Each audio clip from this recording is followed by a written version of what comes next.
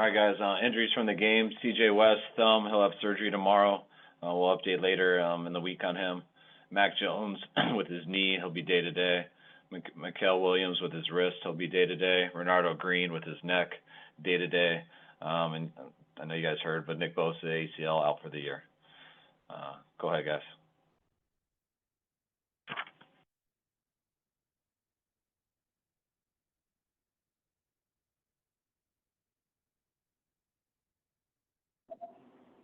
Kyle, what was the injury to C.J. West in his thumb? How did he hurt that?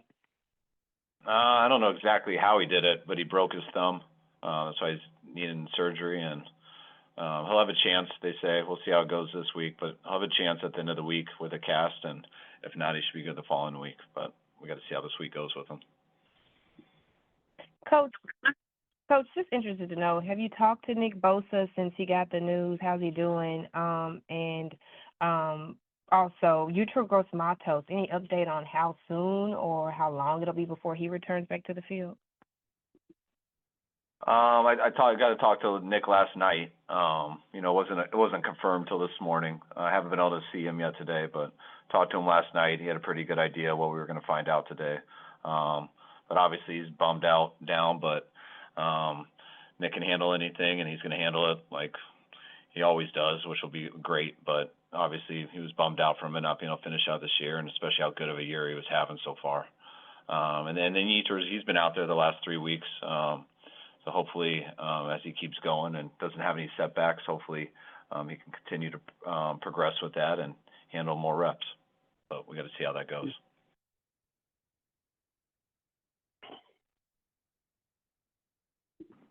Kyle, what goes into picking up the pieces and moving on after something like this with Bosa?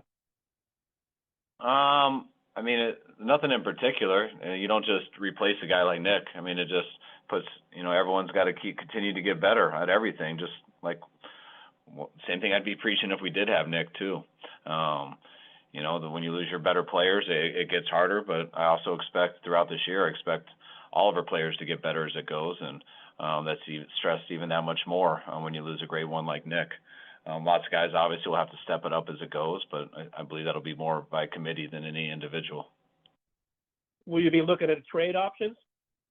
We'll look at trade like we always do, but there's got to be trade options that make sense for you and another team, and but you can't just do that stuff just to do it. Kyle, did Nick explain to you how the injury happened? Whether the knee actually was impacted? I looked like he was double teamed, but like the leg just splayed out wide.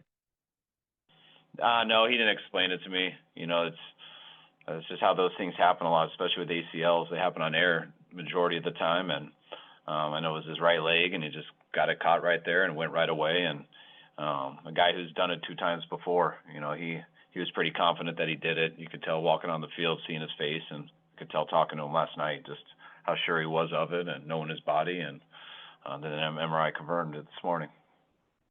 Do you have a sense of whether Brock will be? Kyle, what's your expectations for Brock this week? Expect him to get back in practice this week. So hopefully we'll see how it is on Wednesday. I don't know whether he'll have limitations or not, but I expect him to get back out there and get some stuff in, and we'll see on Wednesday how much he's able to do. Was there anything else with Bosa's knee, like meniscus, MCL, and any other additional factors? I was told it's as clean as it gets. So in terms of if you have an ACL, I was told that it's the kind that you want. Like you said, Kyle, you can't replace Nick Bosa, but does it give you some hope with the progress that Mikael Williams has been making and the rest of the young defensive linemen?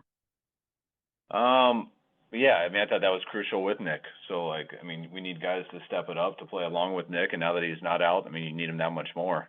Now that he is out, you need him that much more. But I've definitely been happy with those guys. I think they've done better each week. I thought Mikael had a really good game yesterday. I think Huff's done some real good things. Sam O, all our edge players, I think, have been contributing, and hopefully they continue to get better throughout this year.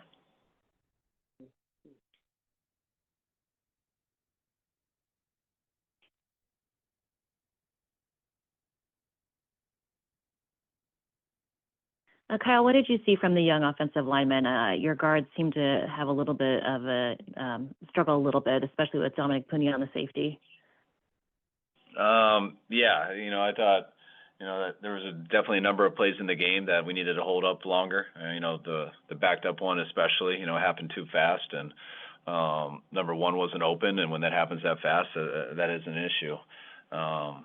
There was times that we did protect well in the game, but it definitely came up a few too many times, especially in some tough spots, and they had some challenges there on the inside, but ones that I think we can do better with. Kyle, I saw that Upton Stout was able to address the locker room after the game. How impressed have you been through just 3 weeks of his rookie season? Real impressed. Been impressed with the guy since really he's gotten here, and just that play that he made to give the offense a chance to get that ball back for that final drive was just huge, and it was so similar to so many things that have happened in practice, to where he was beat a little bit on the play where the guy had a couple yards on him, but I can't tell you how many times this happened in practice where I think we have him beat, and I think we for sure have a completion, and I'm kind of moving on to the next play, and then at the end of the play I see the ball's on the ground. It's just kind of how he's been since he's gone here. The guy never stops. He's always going so hard, never hesitates, never flinches, and doesn't stop till the whistle blows. And I think that was a perfect example of something that really doesn't surprise us because of how many times we've seen it in practice. How do you feel Connor Colby did in his first career start? I thought the fact that Connor was able to battle and do some of the stuff that he did, especially with the injury that he had on Thursday, just had a ton of respect for him getting through that game. It wasn't perfect. There was definitely protection. There was a few that he missed, but overall I thought he played good enough for us to win, and just earned a lot of respect with the guys actually just being able to play with what happened to him earlier in the week. But with Demarcus Robinson coming off the suspension list, what's your plan for him this week? And also, how is Juwan Jennings? Demarcus, I'm pumped to get him back. I know it's a long 3 weeks for him, so we're real excited to have him back working with us. We'll kind of see where he's at when we get out on the practice field Wednesday, physically at least. And then JJ, same boat as last week. We'll evaluate him as this week goes. And so I guess we'd call that day-to-day with JJ.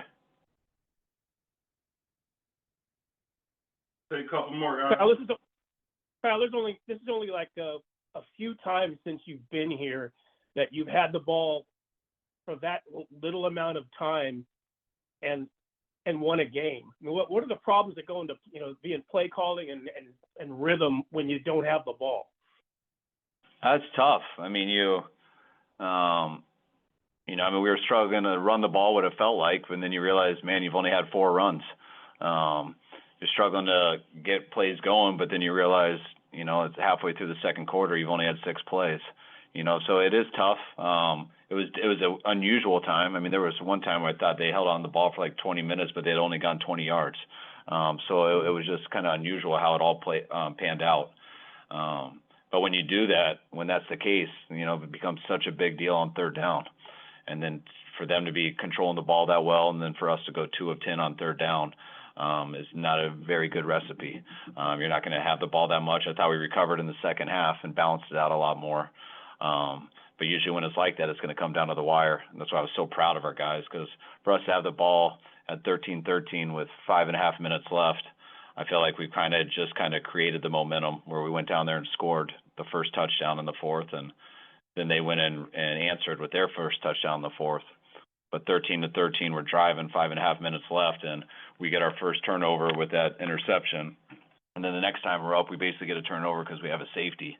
But anytime you have 2 turnovers like that in a tie game with under 5.5 minutes, it is extremely rare to find a way to win. Usually that has to do with something kind of out of the ordinary, like a blocked kick return for a touchdown or something like that. And for nothing really unusual to happen, just normal football. And executing stuff, our defense getting it back, ending that play on third down, and the offense to just be able to go down there and kick it on a final play with the field goal. I just thought it just showed our guys didn't waver, kept going, and found a way to get it on the last play of the game.